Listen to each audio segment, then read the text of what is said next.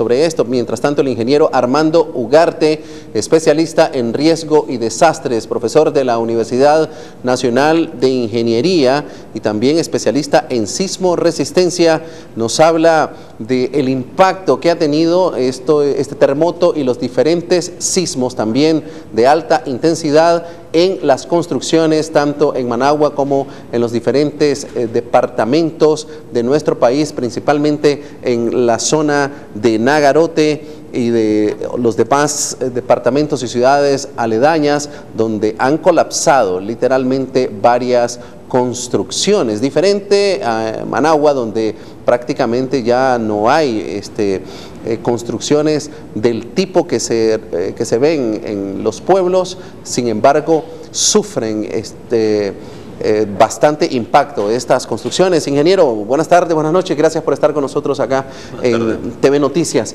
Tenemos esa inquietud, luego de tantos temblores, ¿cuál es el impacto que sufren las construcciones? Aquellas que están hechas, digamos, con cemento, con varilla de hierro, supuestamente preparadas para resistir los temblores. Sí, bueno, en primer lugar hay que señalar que estas circunstancias del jueves pasado son interesantes y yo diría que quizás no se han presentado en el país, como es el hecho de que se presentaron dos terremotos de gran magnitud, por relativa magnitud alta, el del jueves y el del sábado. Entonces obviamente esto ha tenido un impacto y efectos en las construcciones y fundamentalmente el impacto ha sido severo en aquellas construcciones que no tienen un sistema constructivo definido, son hechas de bloque de arcilla, bloque de cemento pero mal hecho, el mortero no cumple con los controles de calidad y diseño sismo resistente. En el caso tuvimos en Nagarote, Matiares, La Paz Centro, los Brasiles, hay mucha construcción con madera rolliza, que la forma de ajustarlo o de unirlo con la mampostería son unos clavos. Se detectan casos como también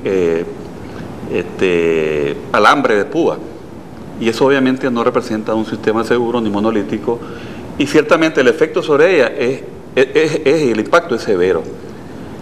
Pero en aquellas construcciones que han tenido un diseño sismo resistente, han tenido el permiso de construcción, el impacto yo diría que es leve.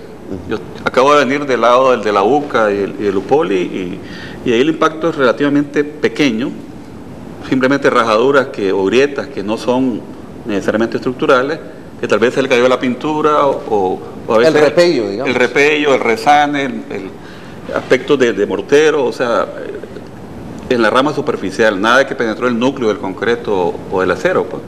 Entonces yo ratifico y he comprobado en estos días, ¿verdad?, que es interesante, que si a una construcción se le hace la respectiva ubicación en sitios de bajo riesgo, se le diseña bajo las normas sismoresistentes y se le construye con materiales de buena calidad y se le da una buena supervisión y un buen mantenimiento, los impactos no van a ser considerables. La evaluación entonces que ha hecho usted y el equipo con el que ha estado viajando a las zonas de desastres concluyen que precisamente han sido estas construcciones viejas, hechas de taquezal, y estas que se realizan, como usted dijo, que se pega el bloque simplemente y no llevan una estructura interna, un armazón de hierro, y esas son las que han cedido. Son las que han cedido, y en el caso de Nagarote, esa zona de occidente, Matiares de Managua y de La Paz Centro, siempre de occidente, hay una particularidad, los ladrillos de barro se ponen de canto, cuando la norma te dice que hay que ponerlo así de plan. Entonces todas aquellas paredes, observamos y lo ratificamos, que están así de canto, colapsaron. Inclusive nos presentamos el caso de que algunas paredes incluso se cayeron, entonces había solo que como empujarlas. Ahí como puede observar ahí sí, correcto, sí. En las imágenes. Sí, ahí está, sí, perfectamente. Por ejemplo, los techos de teja, muchos techos de teja colapsaron. Es obvio que tenía que suceder eso. Sí, es obvio. Es decir, un 6.2 definitivamente es suficiente para votar eso. Sí, ratifico, y fue en el lago, pero si ese sismo ha sido con una profundidad de menos de 15 kilómetros, profundidad focal, si ha sido un territorio, yo diría pues bajo Managua o cualquiera de las ciudades, muy probablemente el efecto hubiera sido mayor. Pensemos entonces en un evento sísmico en la ciudad capital, de una magnitud igual, similar, a una profundidad muy superficial, de 6.2 a una profundidad de 5 o 10 kilómetros. ¿cómo enfrentaría Managua, las construcciones de Managua, aquellas que supuestamente están bien hechas, resistiría? Sí, enfáticamente sí. ¿Hasta qué escala soporta un terremoto, este tipo de construcciones? Bueno, los ingenieros tenemos algunos indicadores, entre ellos no necesariamente la magnitud, que es la que se dice públicamente, 6.2, 5.0, etcétera. Nosotros diseñamos bajo el efecto de las aceleraciones espectrales. Explique eso, por favor. O sea, por ejemplo, es el efecto, usted imagínese un edificio al cual le somete como una aceleración que se mueve, sí, bajo el impacto de la onda sísmica, ¿no? Entonces tenemos algunos parámetros. El terremoto del 72, si no me recuerdo, tuvo una aceleración de 0.35 G, es la aceleración de la gravedad. Estos sismos, lastimosamente no se tiene el dato, porque no estaban instalados los suficientes acelerógrafos, los suficientes aparatos bajo los cuales se mide este indicador. Pero según pláticas que obtuvimos con los compañeros de INITER, las aceleraciones producidas por este sismo, me refiero al del jueves pasado, ni siquiera llegó a .1 G. O sea que es relativamente débil o muy poco fuerte esa aceleración, pero sí, se produce un sismo en Managua con esa magnitud y a una profundidad menor de 15 kilómetros, sí se pueden esperar aceleraciones hasta de 0.4, 0.5 G, o sea, mayor que la del 72, y eso sí tendría efectos devastadores en las construcciones de bloques de mala calidad y que pudieron haber sido construidas alguna parte pues por la población sin la debida supervisión y control de calidad, y por tanto esas serían las mayores afectadas, pues. Aquellas que están bien construidas, que llenan las normas, ¿podrían verse afectadas parcialmente? Sí, claro, eso es bueno ratificarlo. El hecho de que se produzcan grietas, no se asuste a la población, por favor, pues porque hay grietas que son relativamente pequeñas, si no te atraviesan la pared de un lado al otro, no son graves. Claro, psicológicamente afecta, pues, porque la gente se alerta, pero en ese sentido, no, pues hay una grieta estructural que se llama falla por cortante, decimos los ingenieros, y que atraviesa una diagonal, ¿no? Una diagonal con una espesor de más de 1 milímetro y se atraviesa de lado a lado. Esa pared hay que botarla.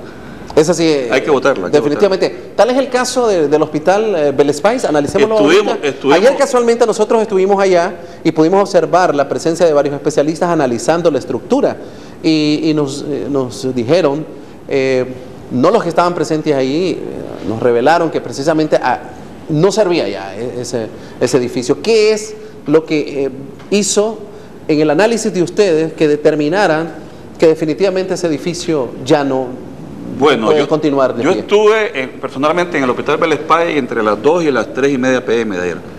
Mire, hay varios aspectos. Primero, ese hospital, la parte vieja, ¿no?, fue construida en los años 40, más de 70 años.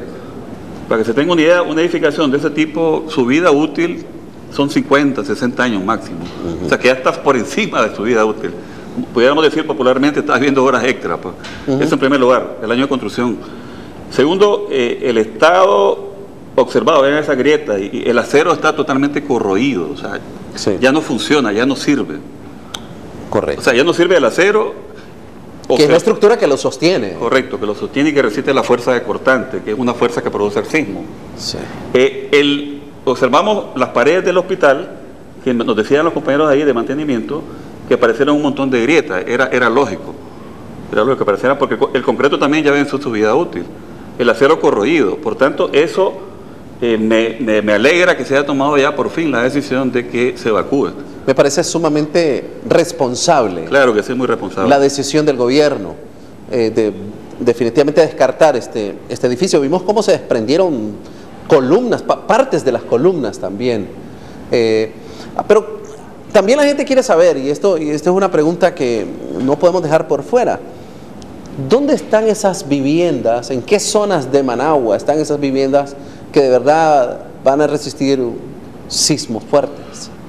Bueno, estamos en ese proceso nosotros ahora en Managua. Y recuerden que Managua se vio afectada después del sismo del sábado. El domingo ya aparecieron daños en Managua.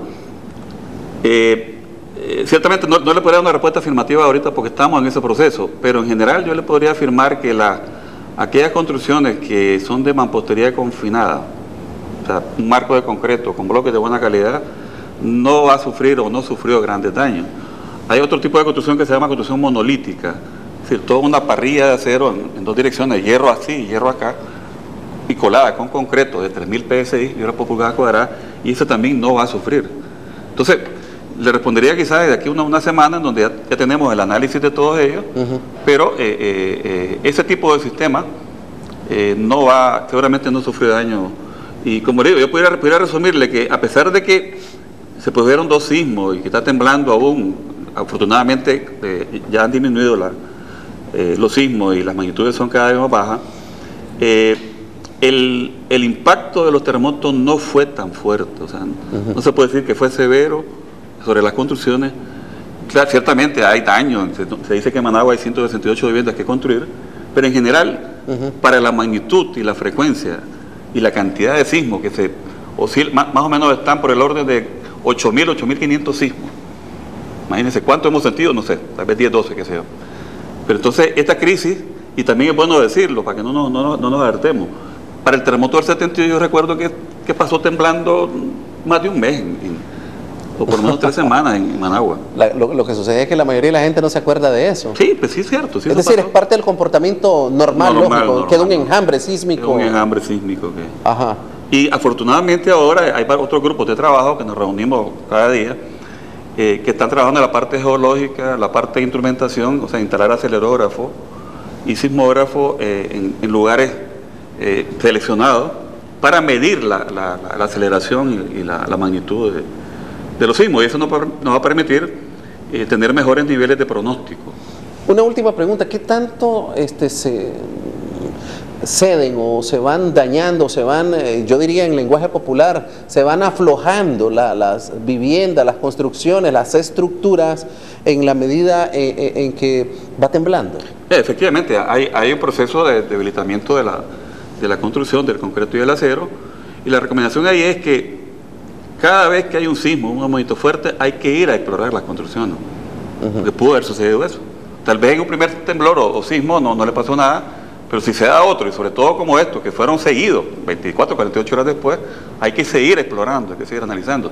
Y si Dios no lo quiera, pero si mañana hay otro sismo, igual hay que seguirle evaluando. O sea que el proceso de evaluación constante es eso, es constante, es permanente, ¿no? Y eso hay que hacerlo como una práctica común y corriente, y siempre reitero, aprendamos a convivir con los riesgos, porque los riesgos ahí están. Y convivir con los riesgos es conocer el fenómeno, saber cómo comportarse y educarse constantemente. Muy seguido he estado escuchando decir que aprendamos a convivir al estilo de los japoneses. Claro, que viven con los sismos a diario. Sí. Y aún así tienen grandes construcciones y la ciudad vive y se mueve y se activa todo el tiempo.